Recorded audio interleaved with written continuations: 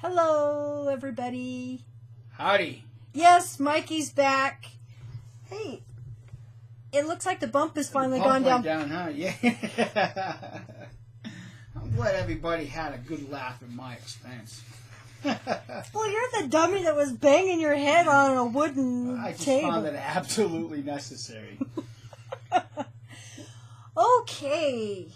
Well, we want to thank the Jehovah's Witnesses for leaking the updated amendments to the Shepherding the Flock of God book. Boy, you know, these Jehovah's Witnesses, they leak stuff as bad as the apostates do, don't they? It was all over the JW sites this morning. Yeah. Yeah, all we need to do is just keep checking them JW sites, and hey, we'll find whatever we're looking for. Exactly. What we're talking about is we have a letter here to all bodies of elders. It's regarding shepherding textbook in digital format. Dear brothers, we are pleased to inform you that the shepherding textbook is now available in EPUB, MOBI, and PDF format. In due course, it will also be made available in selected sign languages and in screen reader and note taker format for use by blind and virtually impaired brothers. Visually, yeah, excuse me. He's been driving for 2 days, so he's tired. You may access it in the forums section of jw.org. The digital textbook contains the marginal notes and adjustments the elders have been directed to make in their bound copies of the textbook. If an elder is deleted for reasons other than moving to another congregation with a favorable recommendation, he should delete any electronic copies of the textbook in his possession. Well, it doesn't matter because the apostates have got it anyway, so, deleting it is redundant. Yeah.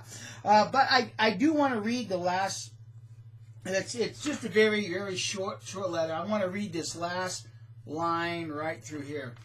It says, we are confident that this will prove useful to you in shepherding the flock of God under your care. Please accept an expression of our warm Christian love. Your brothers, Christian congregation of Jehovah's Witnesses. Yes. So we're going to show the changes, and then we're going to just maybe go back and talk about some of the things that are in the book that Jehovah's Witnesses may not be fully aware of, and then we're going to kind of put our little spin on it. Well, what's interesting is a lot of witnesses will deny that this book even exists. Mm-hmm. Just swear up and down that it's apostate propaganda and does not exist. And it's like, it was on the Spanish Brothers website first thing this morning. So what is interesting is, this is a digital, so the brothers have to go in their own textbook and make the changes. Well, this is what they want you to do. They want you to cross out all of this stuff that doesn't apply anymore, and then they've got notes over here on the side. That's because God's word changed. Yeah. God's direction has changed again for them. Yeah. So see, you can see all the notes that they have made on the side. So they've taken blue pen and then just wrote here on the side. They've got arrows pointing to where it needs to be changed and all of that. It's like something you do in school. Yeah. Well, the flock book hasn't changed a whole terribly lot from what Kim and I have been able to look at thus far. And, of course, we haven't spent a great deal. There was just a couple of things that we really were looking to see if they had made any adjustment. And it happened to be with the child abuse, how, Watchtower's directing elders to handle that, and also with that of taking blood. Because those right now, as far as I'm concerned, are the two most challenging things in the cult concept of Jehovah's Witnesses that we have to get over. Yeah, and we were hoping they would make some major changes in policy, but it appears they're not. It appears not. But I did notice that right here under child abuse, over here on the side, they do say, see the October 1st, 2012 elders letter regarding child abuse. So they're still hanging on to that old, 2012, letter. But I did want to bring out, for those of you who have never had a chance to look at, the Elders book, or who may be newly waking up. Yeah, and, not even aware that this exists. That's what's so funny is this book only got released yesterday. Yeah. Okay, I get some M&Ms, so I don't have to bang my head on the table now. Don't you just love that half-price Easter candy? Oh, man, you ain't kidding. Yeah.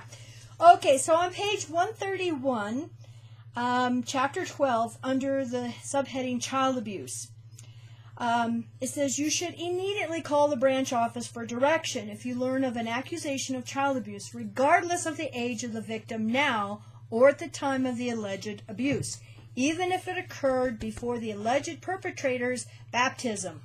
The branch office will then give direction based on the circumstances involved in each situation. So don't go to the authorities first, go to the branch first. Yeah.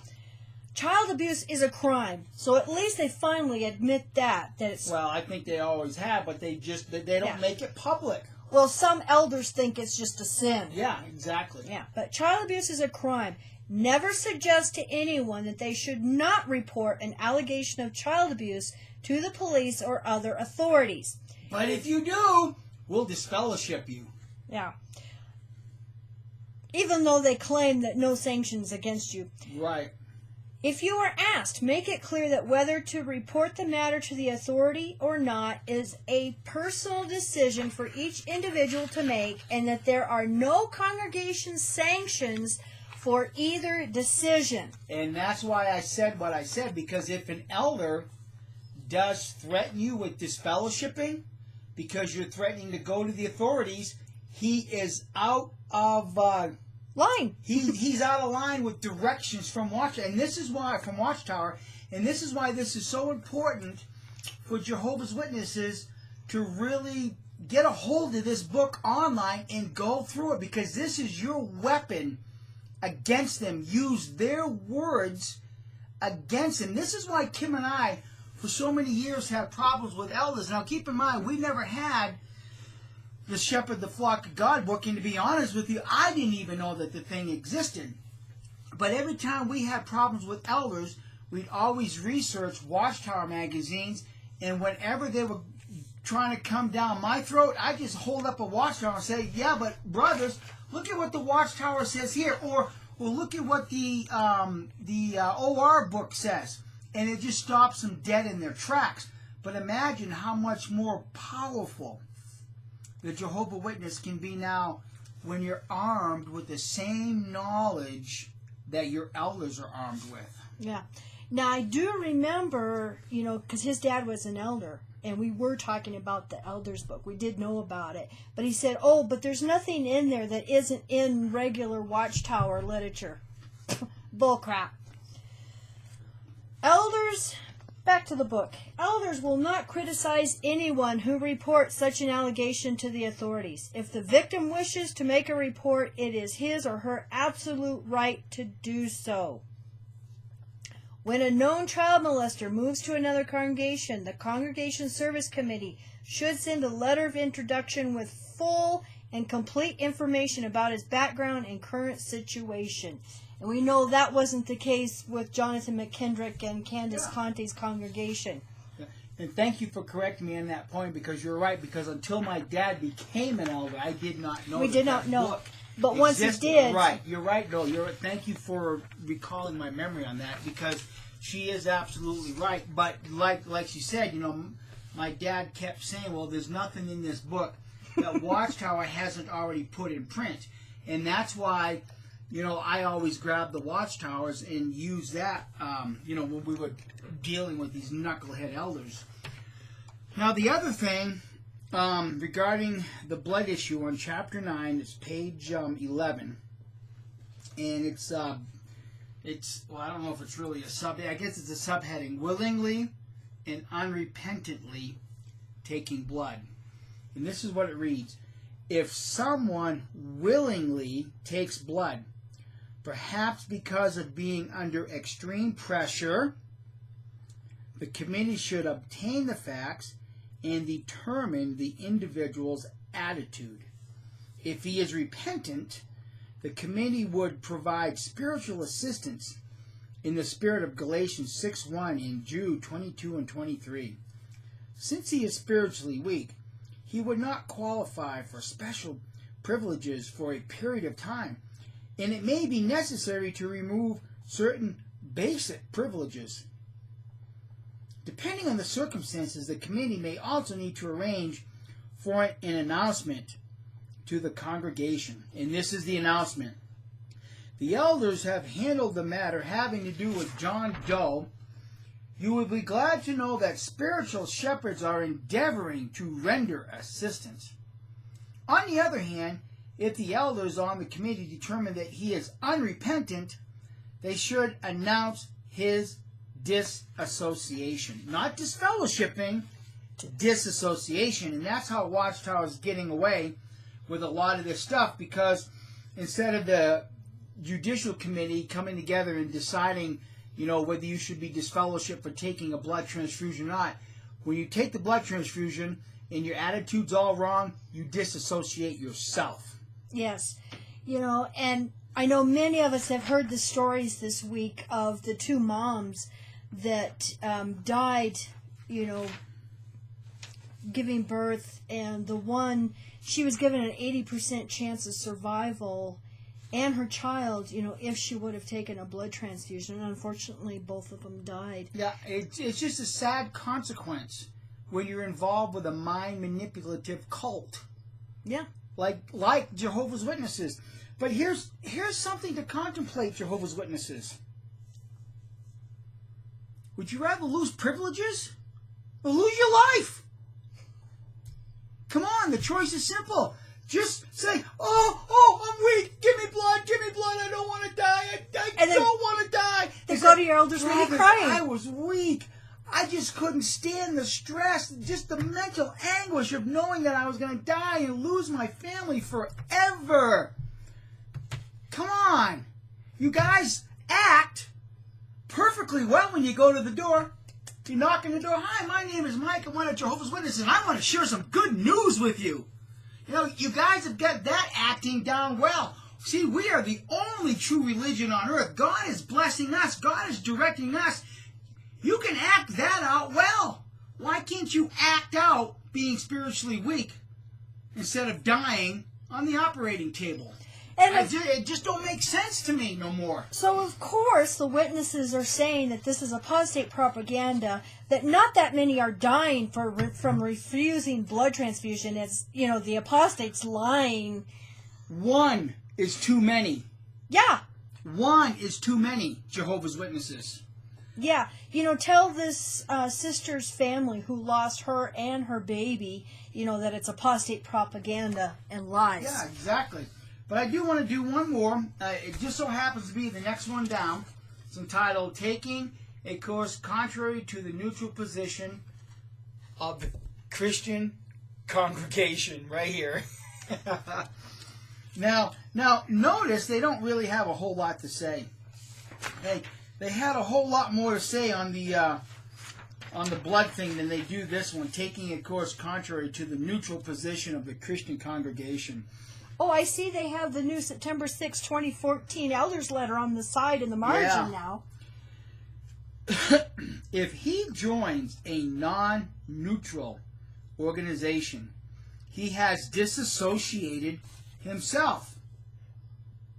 Wait a minute. Didn't Watchtower join the United Nations as an NGO for 10 years? Haven't they been joining in the OSCE NGO participation meetings? Didn't they join with the MAF? The video we just did? Other churches? That's a non-neutral organization.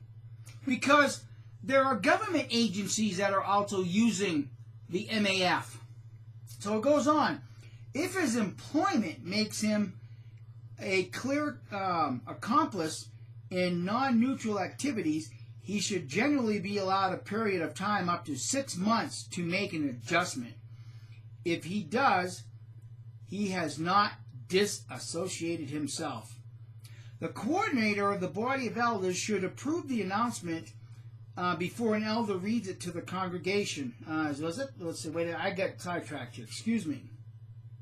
Yeah, it should be announced that, the announcement should be made. The name of the person is no longer one of Jehovah's Witnesses. Well, since Watchtower has joined non-neutral organizations, by extension Watchtower Bible Tract Society, a.k.a. the International Bible Students Association, a.k.a. JW.org, is no longer one of Jehovah's Witnesses. Yeah, and you can go to our website, watchtower.expose, and click on blog, and you can scroll down. I have the latest list of participants for the OSCE meeting, and you have to be NGO members of the UN, still part of them in Europe.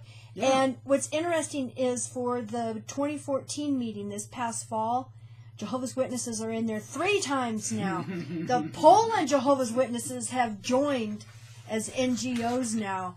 So you can go to our website, and like I said, I've got links and the list and everything. I've got what pages and numbers and everything, so you can check that out.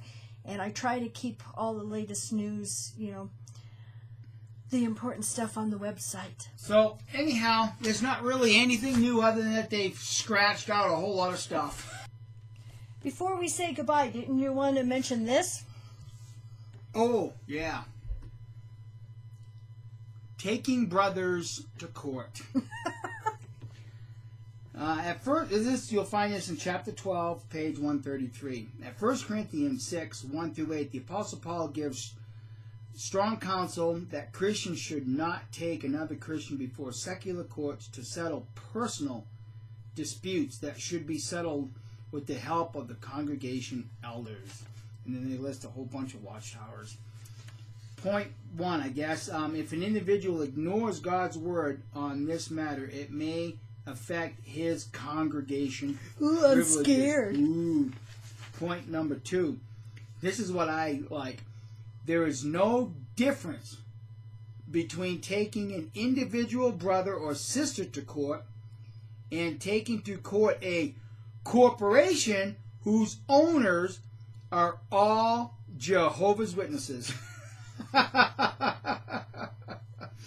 So I guess if you're a current Jehovah's Witness and you take the Watchtower and Bible Tract Society to court, you are going to be pretty much disassociating yourself.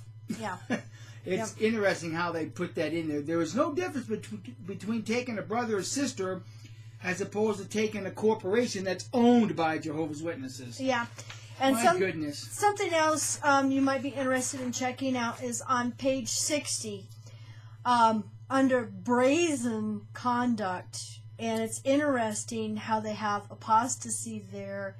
And, if you do any of the things listed, then you're disassociating yourself. And it's considered brazen. Did you look at that real closely and see if they had spotting subliminal images now as brazen conduct? Well, I think that falls under talking negatively against the organization. So, yes, we're... Hey, Watchtower, I want specifics. Specifics! So we were disfellowshipped on brazen conduct. Brazen conduct, yes, because we were talking against the organization in a negative way. So, and we still do. That's right. So we'll say goodbye, and thanks for watching, and we'll catch you next time around. Yes, you all have a great evening.